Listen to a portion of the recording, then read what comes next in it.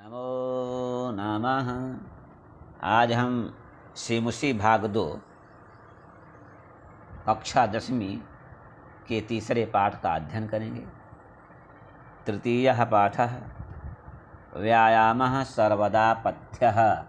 तीसरा पाठ व्यायाम हमेशा लाभदायक होता है। व्यायाम हमेशा लाभकारी होता है। आइए, व्यायाम का मतलब हुआ बी प्लस आ प्लस यम धातु घय प्रत्यय से निष्पन्न होता है, इसलिए व्यायाम कहा जाता है। वी प्लस आ प्लस यम धातु और घय प्रत्यय से निष्पन्न व्यायाम है। आइए इसके प्रस्तावना को जानते हैं। यह पाठ आयुर्वेद के प्रसिद्ध ग्रंथ सुश्रुत संहिता के चिकित्सा स्थान में वर्णित 24वें अध्याय से संकलित है। इसमें आचार्य सुश्रुत ने व्यायाम की परिभाषा बताते हुए उससे होने वाले लाभों की चर्चा की है। शरीर में सुगठन, कांति, स्फूर्ति, सहिष्णुता, निरोगता आदि व्यायाम के प्रमुख लाभ हैं। सुश्रुत आयुर्वेद के सुश्रुत संहिता के प्रसिद्ध ग्रंथ के रचयिता हैं। इस ग्रंथ में शल्य चिकित्सा की प्रधानता है। सुश्रुत शल्य शास्त्र के विशेषज्ञ दिवोदास के शिष्य थे। दिवोदास सुश्रुत को वाराणसी में आयुर्वेद पढ़ाया था। सुश्रुत दिवोदास के उपदेश को अपने ग्रंथ में लिखा था। उपलब्ध आयुर्वेदीय संहिताओं में सुश्रुत संहिता सबसे श्रेष्ठ शल्य चिकित्सा का प्रधान ग्रंथ है। इस ग्रंथ में 120 अध्यायों में क्रम से सूत्र स्थान में मौलिक सिद्धांतों का, शल्य कर्मोपयोगी यंत्र आदि का, निदान स्थान में प्रमुख रोगों का, शरीर स्थान में शरीर शास्त्र का, चिकित्सा स्थान में शल्य चिकित्सा का और कल्प स्थान में विषयों के प्रकार का वर्णन है। इसके उत्तर तंत्र में 66 अध्याय हैं। कश्यप ऋषि की 2 पत्नियां थी, कद्रु और विनता। विनता का पुत्र गरुण था और कद्रु के पुत्र सर्प थे। विनता का पुत्र होने के कारण गरुण को वैनतेय कहा जाता है। गरुण सर्प से अधिक ताकतवर होता है। भयवश सांप गरुण के पास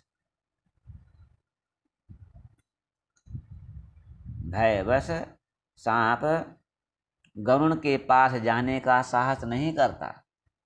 यहाँ व्यायाम करने वाले मनुष्य की तुलना गरुण से तथा व्याधियों की तुलना सांप से की गई है। जिस प्रकार गरुण के समक्ष सांप नहीं जाते, उसी प्रकार व्यायाम करने वाले व्यक्ति के पास रोग नहीं फटकते हैं।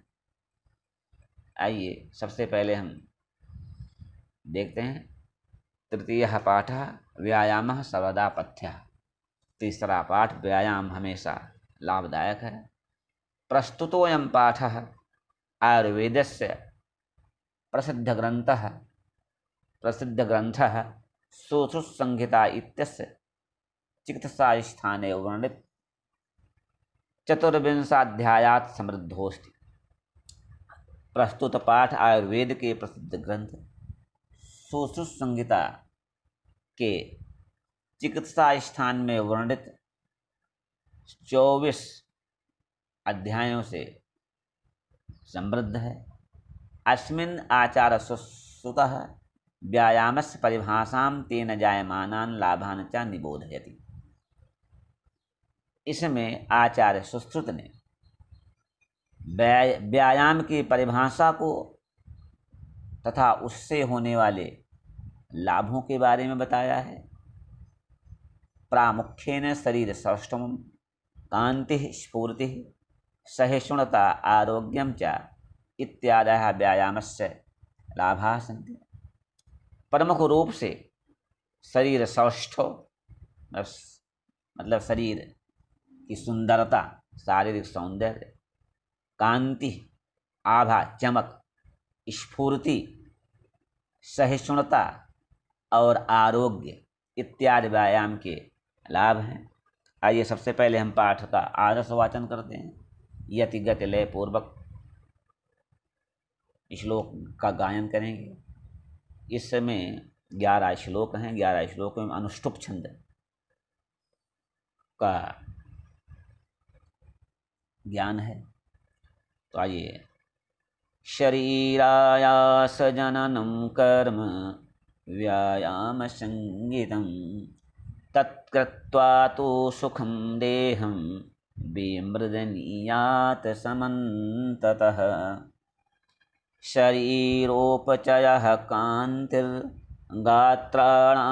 सुविभक्तता दीप्ताग्नित्वमनालस्यम् स्थिरत्वं लाघवं मृजा श्रम कर्म पिपासोष्ण शीतादीनां सहिष्णुता आरोग्यं चापि परमं व्यायामादुपजायते न चास्ति सदृशं तेन किंचित् स्थौल्यापकर्षणं न च व्यायामिनं मर्ते मर्दयन्त्यरयो बलात् न चैनं सहसा क्रम्य जरा समधिरोहति स्थिरीभवति मांसं च व्यायामाभिरतस्य च व्यायामाशून्यगात्रस्य पदभ्यामुदवर्तितस्य च व्याधयो नोपसरपन्ति वैनतेयमियोरगाः वयोरूपगुणैर्हीनमपि कुर्यात् सुदर्शनं व्यायामं कुर्वतो नित्यं विरुद्धमपि भोजनं विदग्धं वा निर्दोषं परिपच्यते व्यायामो हि सदा पथ्यो बलिनां स्निग्धभोजिनां सा च शीते वसन्ते च तेषां पथ्यतमः स्मृतः सर्वेष्वृतुस्वहरहरः सर्वेष्वृतुस्वहरहः पुंभिरात्महितैषिभिः बलस्यार्धेन कर्तव्यो व्यायामो हन्त्यतोऽन्यथा हृदयस्थाने स्थितो वायुर्यदा वक्त्रं प्रपद्यते व्यायामं कुर्वतो जन्तोस्तद्वरार्धस्य लक्षणं वयोबलशरीराणि देशकालाशनानि च समीक्ष्य कुर्यात् व्यायाम मन्यथा रोगमाप्नुयात्।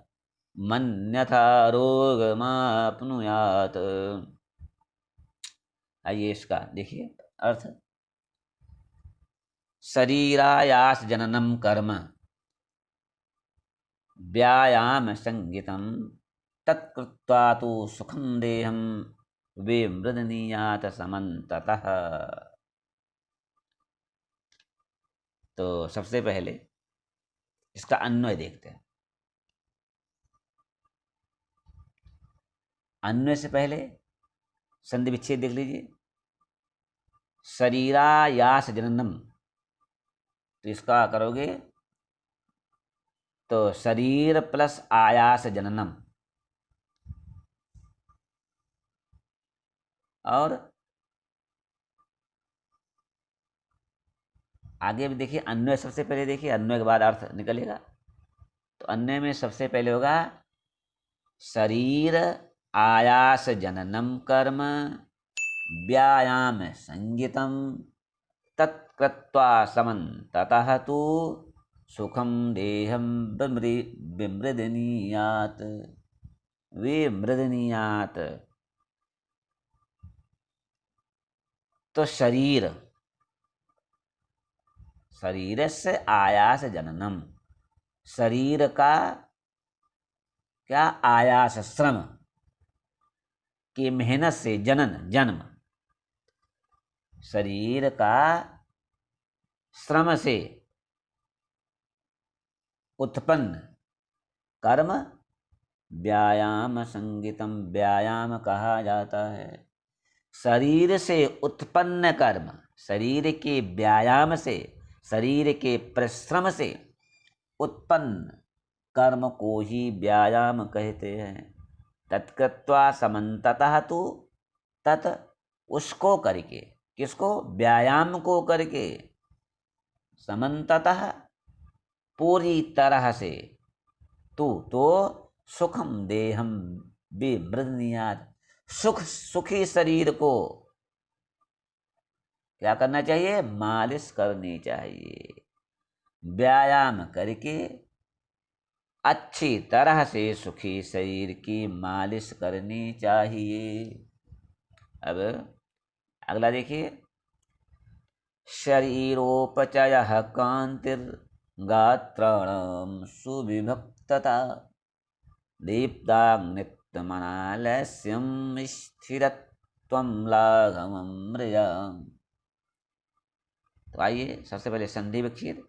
शरीरोपचयः, शरीर प्लस उपचयः, कांतिर्गात्राणाम, तो कांति प्लस गात्राणाम, और दीप्ताग्नित्व मनालस्यम, दीप्त प्लस अग्नित्वम प्लस अनालस्यम।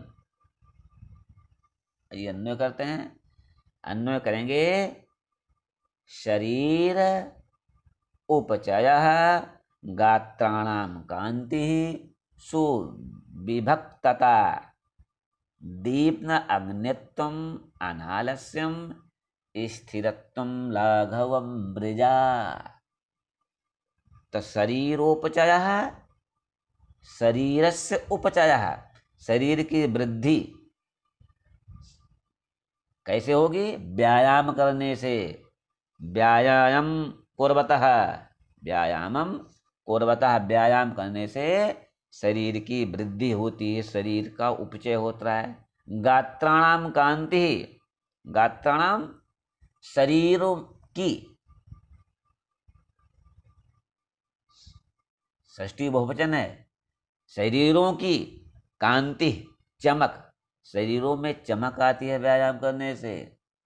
सुविभक्तता, और क्या होता है, शारीरिक सौंदर्य, शारीरिकम सौष्ठवम, शारीरिक सौंदर्य, शारीरिक सुंदरता बढ़ती है, शरीर में सुंदरता आती है। और क्या होता है, दीप्त अग्नित्वम, पाचन शक्ति की वृद्धि होती है, कहने मतलब आप भूख लगती है। और अनालस्यम, आलस्यहीनता नष्ट हो जाती है। और स्थिरत्वम, दृढ़ता स्फूर्ति आती है। लाघवम मृजा, और शरीर हल्कापन महसूस करता है, और शरीर की शुद्धि भी होती है। कहने का भाव हुआ कि व्यायाम करने से शरीर की वृद्धि, शरीरों की चमक, शारीरिक सौंदर्य, पाचन क्रिया में वृद्धि, आलस्यहीनता, दृढ़ता, हल्कापन और शरीर की शुद्धि होती है। इस प्रकार से तीसरा श्लोक देखिए। श्रम कल्म पिपोषा श्रियम श्रम कल्म पिपाशोष्ण शीतादीनां सहिष्णुता आरोग्यं चापि परमं व्यायामादुपजायते। आइए सबसे पहले संधि विच्छेद। श्रम कल्म हो गया पिपाशोष्ण, पिपासा प्लस उष्ण, शीतादीनाम सहिष्णुता हो गया, आरोग्यम चापि, चा प्लस अपि, चापि हो गया, परमम व्यायामात उपजायते, व्यायामात प्लस उपजायते। तो श्रम से, मेहनत करने से, क्लम थकान, मेहनत की थकान दूर होती है व्यायाम करने से। श्रम क्लम मेहनत की थकान, पिपासा प्यास, उष्ण गर्मी, शीतादि नाम शीत सर्दी आदि, सहिष्णुता सहन की शक्ति। व्यायाम करने से मेहनत की थकान, प्यास गर्मी सर्दी आदि सहने की शक्ति, और परमम आरोग्यम च, और उत्तम आरोग्य भी व्यायामात उपजायते, व्यायाम से उत्पन्न होता है। व्यायाम करने से मेहनत की थकान, देखिए इसका भाव देखिए, मेहनत की थकान, प्यास गर्मी सर्दी आदि सहने की शक्ति और उत्तम आरोग्य व्यायाम से प्राप्त होता है। इसलिए व्यायाम अवश्य करना चाहिए। अगला देखिए चौथा श्लोक। न चास्ति सदृशं तेन किंचित स्थौल्यापकर्षणं न च व्यायामिनं मार्थ मर्दयन्त्यरयो बलात्। देखिए सबसे पहले संधि विच्छेद। चा प्लस अस्ति, चास्ति हो गया, और किंचित स्थौल्यापकर्षणम, किंचित प्लस स्थौल्य प्लस अपकर्षणम, और मर्त मर्दयन्त्यरयो, तो मर्त्य प्लस अर्दयन्ति, मर्त्यम प्लस अर्दयन्ति प्लस अरयः। इसके बाद अन्वय।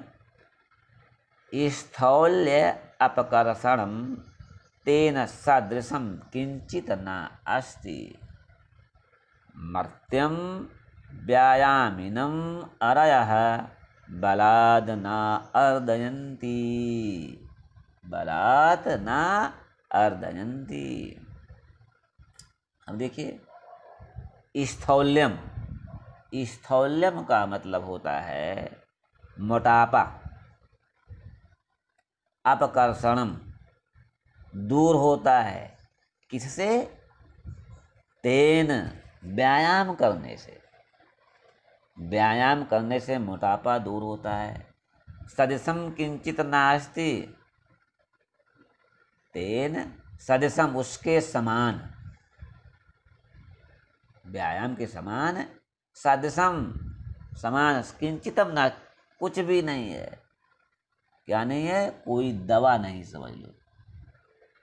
अधिक मोटापा दूर करने के लिए व्यायाम के समान कोई दवा नहीं है। और मर्त्यम व्यायामिनम अरयः, और मरणशील जो व्यायाम करने वाले मनुष्य हैं, अरयः शत्रु भी बलात् बल से न अर्दयन्ति, कुचल नहीं सकते हैं।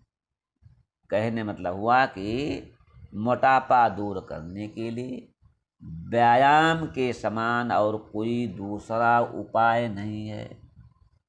मृत्यु के निकट आ जाने पर व्यायाम करने वाले मनुष्य को दुश्मन ताकत से नहीं कुचल सकता है, अर्थात उसका कुछ बिगाड़ नहीं सकता है। आगे देखिए पांचवा श्लोक। ना चैनम सहसा क्रम्य जरा समधिरोहति श्री भवति मांसं च व्यायामाभिरतस्य च। आइए संदीक्षित देखिए, चैनम चा प्लस एनम, सहसा क्रम में, सहसा प्लस आक्रम में, उसके बाद है व्यायामाभिरतस्य, व्यायाम प्लस अभिरतस्य, अभिरतस्य।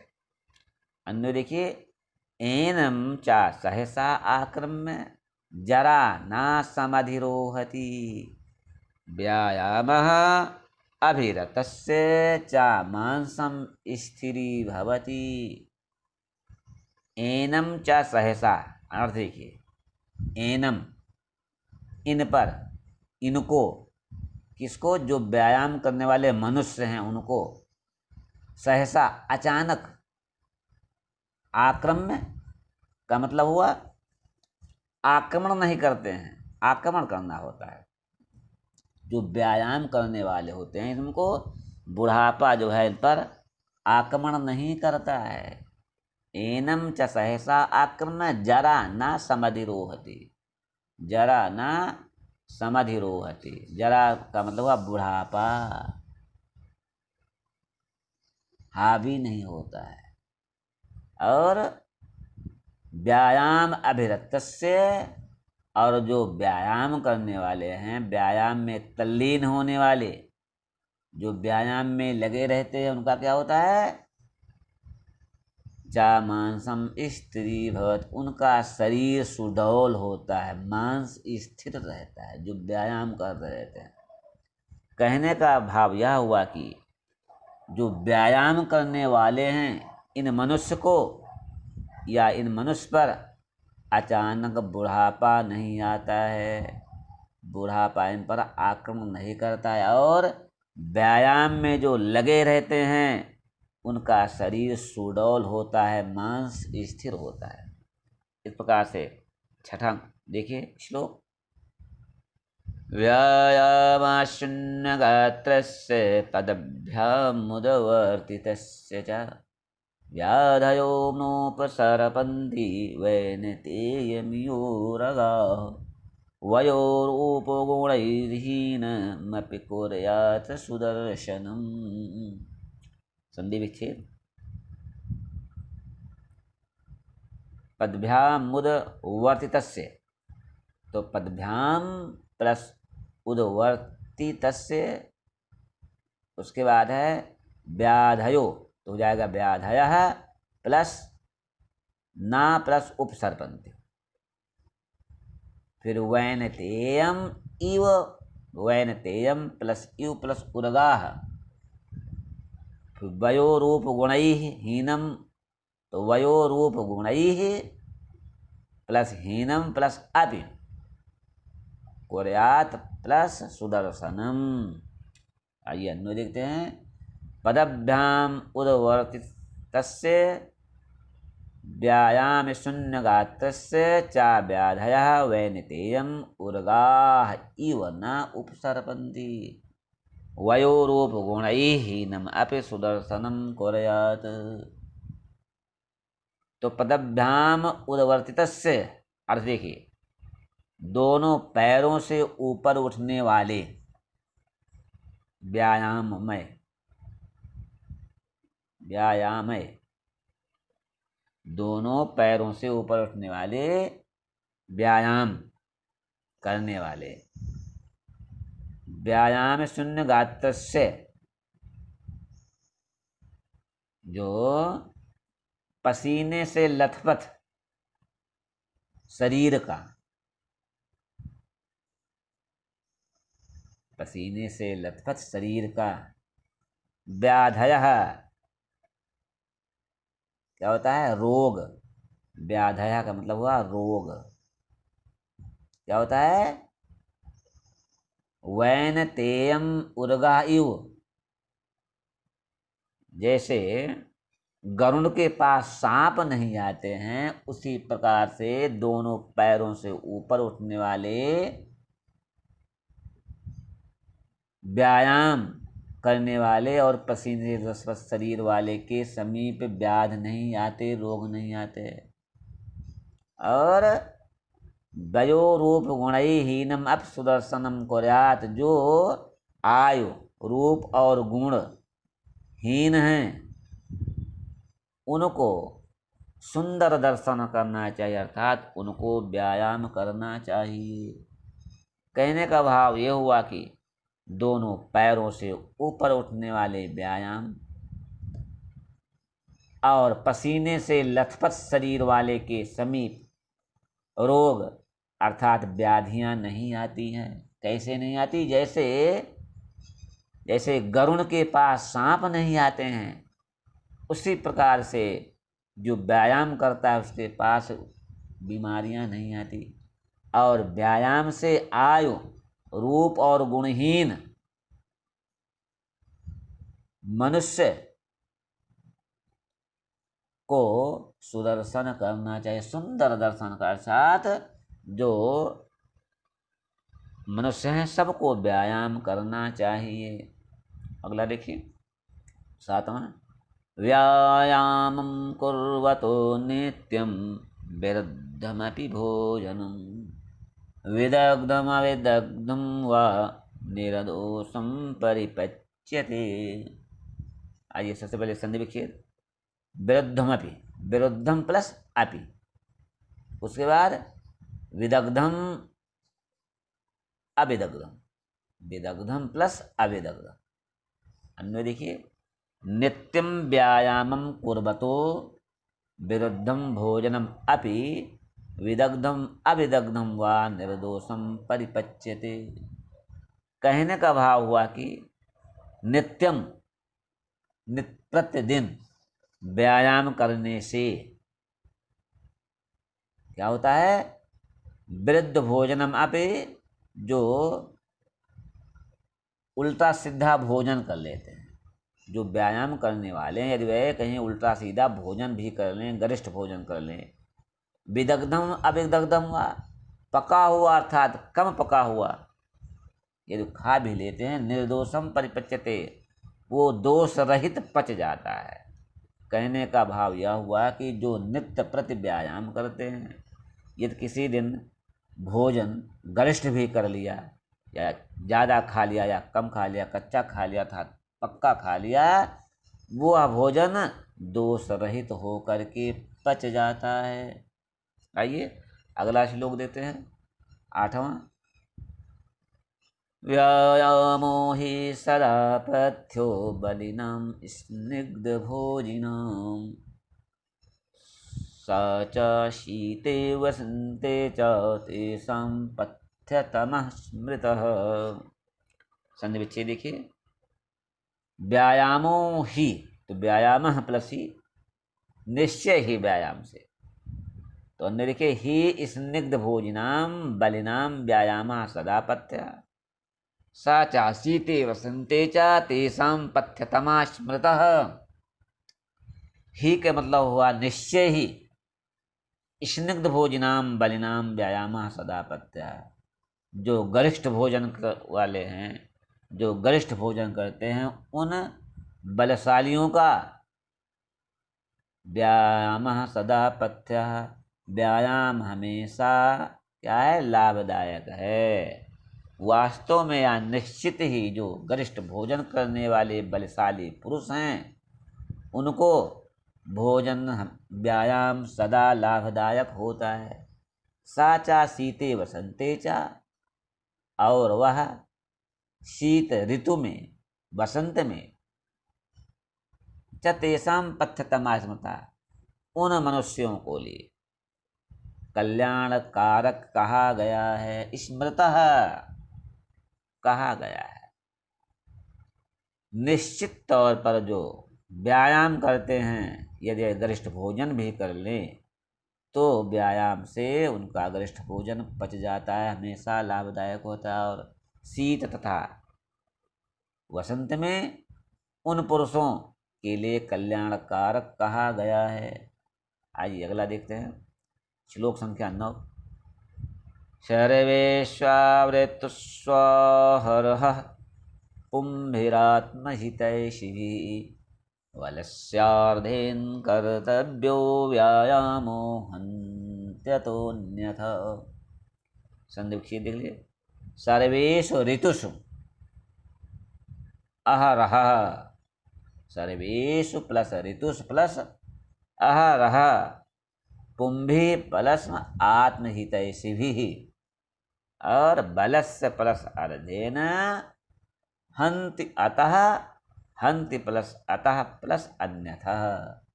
अन्वय देखते हैं। अतः आत्महितैषिभिः पुंभिः सर्वेषु ऋतुषु अहरह बलस्य अर्धेन व्यायामः कर्तव्यः अन्यथा हन्ति।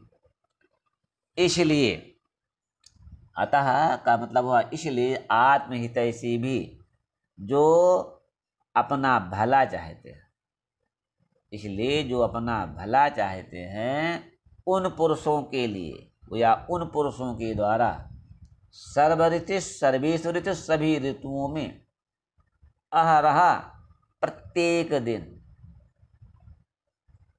प्रत्येक दिन क्या होता है? बलस्य अर्धेन, आधी ताकत से, आधे बल से व्यायाम कर्तव्य, व्यायाम करना चाहिए। अन्यथा हन्ति, नहीं तो वो मारा जाएगा, नहीं तो मर जाएगा, खत्म हो जाएगा। कहने का भाव हुआ कि इसलिए अपना भला चाहने वाले पुरुषों के द्वारा सभी ऋतुओं में प्रत्येक दिन आधी ताकत से अर्थात आधे बल से व्यायाम करना चाहिए, अन्यथा वह व्यक्ति मारा जाएगा। इस प्रकार से देखिए 10वां श्लोक। हृदिस्थानास्थितो वायुर् यदा वक्त्रं प्रपद्यते, हृदिस्थानास्थितो वायुर्यदा वक्त्रं प्रपद्यते व्यायामं कुर्वतो जन्तोस्तुद्बलार्धस्य लक्षणम्। संधि विच्छेद। हृदय स्थान स्थितः प्लस वायु प्लस यदा पूर्वतः जन्तोः प्रस्तत् प्लस बलार्धस्य। अन्य देखिए, यदा हृदय स्थान स्थितः वायुः वक्त्रं प्रपद्यते तद्व्यायामं कुर्वतः जन्तोः बलार्धस्य लक्षणम्। यदा का अर्थ हुआ जब, हृदय स्थान स्थिता, हृदय में स्थित, जब हृदय में स्थित वायु वक्त्रम प्रपद्यते, मुंह में आ जाती है। जब हृदय में स्थित वायु मुंह में आ जाती है तद व्यायामम कुर्वता, तब व्यायाम करते हुए या व्यायाम करने वाले जंतु मनुष्य बलार्धस्य लक्षणम, समझ लीजिए कि आधे बल का लक्षण है। कहने मतलब जब हृदय से स्थित वायु मुंह पर आ जाती है तब आधे बल से व्यायाम करना चाहिए, यही इसका लक्षण है। और अंतिम श्लोक देखिए 11वां श्लोक है। वयो बल शरीराणि देश कालाशनानि च समीक्ष कौर्याद्व्यायाम मन्यथा रोगमाप्नुयात्। संधि विच्छेद। देश काल प्लस अशनानि, व्यायाम प्लस अन्यथा, रोगम प्लस आपनुयात्।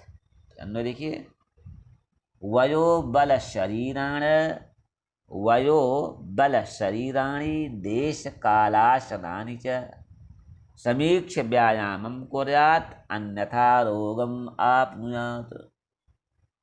वय मीन्स आयु, वय का मतलब आयु, वय कहते हैं आयु को, बल बल को, शरीराण शरीर, देश कालाशनानि च देश काल और भोजन, आयु बल शरीर देश काल और भोजन, समीक्ष देख करके, व्यायामम कुर्यात् व्यायाम करना चाहिए, अन्यथा रोगम आपनुयात् नहीं तो रोग उत्पन्न होता है।